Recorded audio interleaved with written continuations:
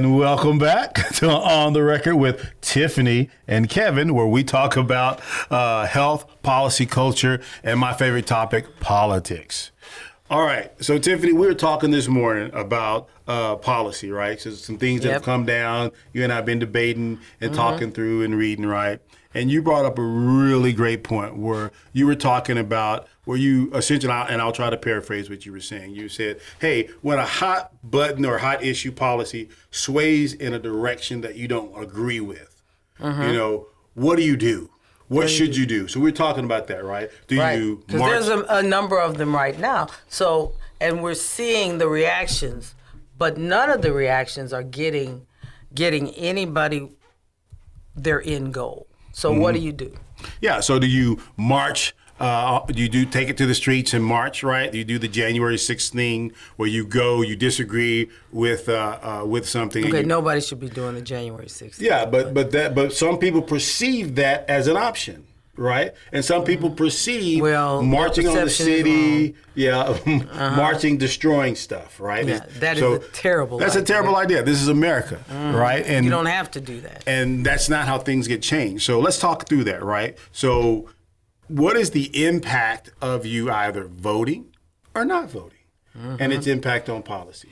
So impact is important. And when something, it's important to examine things. It's important to take a look at why something got passed in a direction you didn't want it to go in. And right? It's important to look at how policy gets passed, period, but how is it executed as well? If an issue swayed against you, at what point was the break point? Okay. Go ahead. Let's talk about that, right? Because what I see in the party, right? Well, I see two things. What I see in the party and what I see with black people are these two things. There's always, when I say party, I'm talking Republican because that's my world, right? It's always some conspiracy, right? I'll give you an example, right? A buddy of mine, we got into a discussion, right? Civilized. And there was a young man, a black man here recently shot. They shot the guy like 80 times, right? It was a horrible situation. Okay, here we go. This is why I leave you and your goofball friends alone. Yes, but go ahead. But listen, right? And so I was just like, man, that was a bad.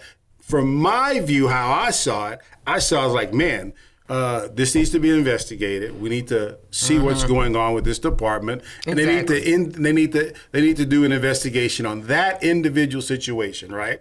My buddy didn't have that view. He was like, oh my God, they always do this to black people. This is what they do. And I was like, pump your brakes, man.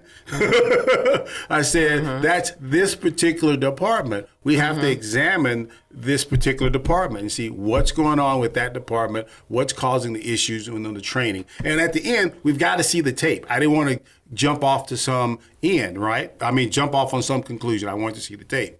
But he and I had this other discussion, right? And I started bringing up several white males that had been shot, right? And who had been pulled over by the police, shot. One particular case in Arkansas there that were, and I identify with this young guy.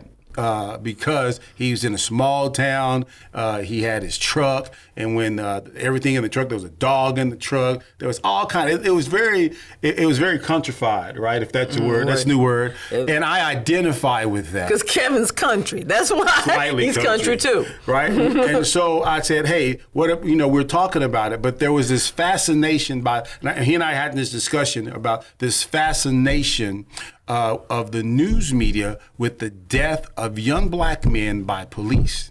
Well, but there are real statistics tied to that. But hold on with that, right? So how many people were reported shot by the police in 2022? Do you know? No, there were 522 in this year, and that's by the Washington Post that maintains the best database, right? 522. About half of those were black, and about half were white. And I know this disproportionality crap, but it's an even thing. But my thing is this, is that I'm not, they shoot white people, let's just throw our hands up. So it's even. No. Anytime a U.S. citizen is killed by an authority, there needs to be an investigation of that and find out what was the situation. right? Yes. Did that individual comply? So you're saying we need to investigate them on all of this stuff? We need to go down at the micro level because we have people that we are empowering to enforce the law, and they are authorized to use deadly force, and we give them the benefit of the doubt. Right. So so my friend and I, we got to discussing that, and that what I see on the media is there is this blow up of these particular situations to the point of hysteria, to where it's not very productive, to where we actually sit down and look at the individual situations. Right. And so he and I got to talk about that. Well, I'm gonna just look at what you're saying here and that ties into policy. So we can see what happens. Because we tie that into policy. That's what that because means. I think that by polarizing people, you miss the opportunity for coalitions, because that's what you're talking about. Yep. And that's how you win in this nation. It's and that's coalitions. How you change policy.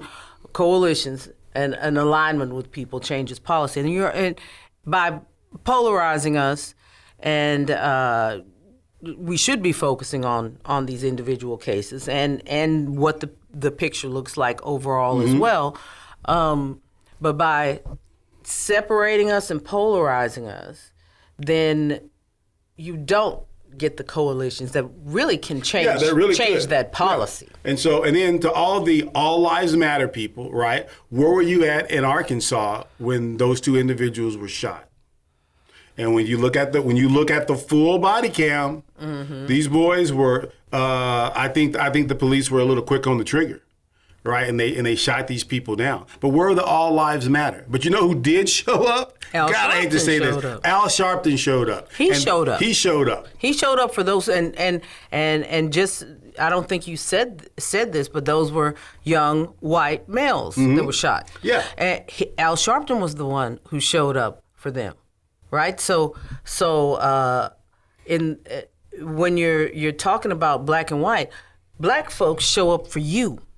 We show up for your lives. He showed up for those young white men. Now I have my problem. Now I always feel like we have to say this on conservative radio because Reverend Al gets a bad rap sometimes. Sometimes it's well deserved for him and some of his shenanigans. But hopefully it seems like he's doing the right thing. He brings light to a lot of very difficult issues. He brought light to that for those young white men, because injustice is injustice. It doesn't show a color. It doesn't have a color. Exactly. And so it's when we talk about policy and when things don't go your way, right? The way to have an impact on policy is coalition. That's right. It's not the crap that was done on January 6th where they're marching on the towers. You're not going to get nowhere with that except a hearing. It's not all the stuff and that other groups have done as well, right? I hate to do whataboutism and try to portray it even, but that's just not how we work. At the end of the day, you have to be. It's still going to be policy. It's still coalitions policy. and policy change. Yeah. So at the end of the day, in any subject, now that's one extreme subject, but there's a myriad of subjects. Yeah. So there's a myriad of subjects that people want to see change on, and the only way to get there is coalitions. Have to join together. Examining the issues. And you have to look at it as Americans. How is this affecting other Americans? You can't be looking at stuff only along party lines or only along whatever narrow-minded view you have. Well, let's talk about that, right? So, because some people are going to say I'm hypocritical, right? Because I always say B1, Black First, right? FBA, Foundation of Black Americans. I also use the term ADOS, American Descendants of Slaves, right? And those are very important terms for us. Yeah, but we can still look along. We can still look along the lines of race, right? You can still look along those lines, but when you have to go out and build a coalition, you got to say what other group is impacted by that. What's happening here? How can I get with those individuals? Build a network, and we can address a common issue that's impacting. What's the commonality? Yeah, you can be for who you are. You can stand for your group or whatever Yeah. it is that you're standing for, but you can also align with others. Yeah, and that doesn't preclude alignment with others. Yeah, and you can also be, since we're using this example in policy, we're using police shootings, right? You can be, I'm also pro-police. Extremely Every pro-police, police right? officer is not out there Yeah, doing something but stupid. But there is definitely an issue with militarization of the police, and I shouldn't even say militarization, because in the military, if somebody is retreating, you don't shoot them in their back.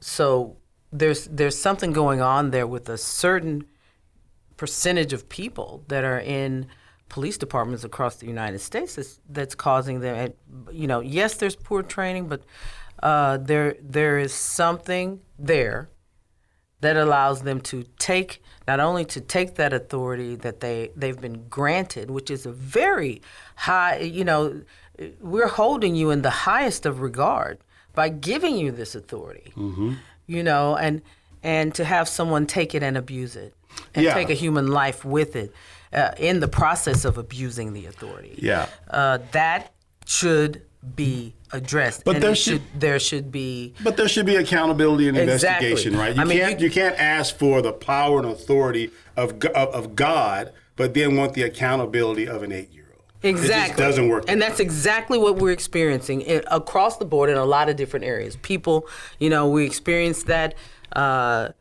with police officers. We experience that with the medical field, where people don't want to be held accountable. They are considered some of the smartest people in the country. They have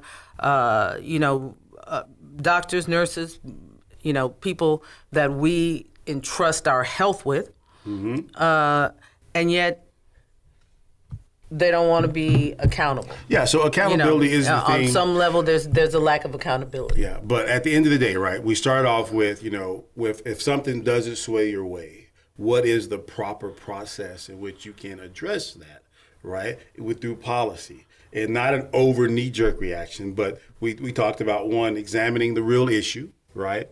Also building coalitions around those who are impacted by the particular issue. And as an example, we use police shootings as well to highlight that, right? But that's around any issue, right? Like right now, there have been issues that have rulings from the Supreme Court. So some people agree with, some other people don't agree with, but it's how do you address those particular issues? How do you get back to basics? And I keep emphasizing that how do you get where you want to go? You got to get back to basics. You got to get back to policy. You got to get back to what is important. What is it that we're trying to achieve here? Yep. Are we trying to just dig in and give out party talking points, or do we actually want to make a better life in our country? And if the goal is to make a better life, then we have to examine policy and look at how it's being enforced, and look at what we're going to do to make that better. All right.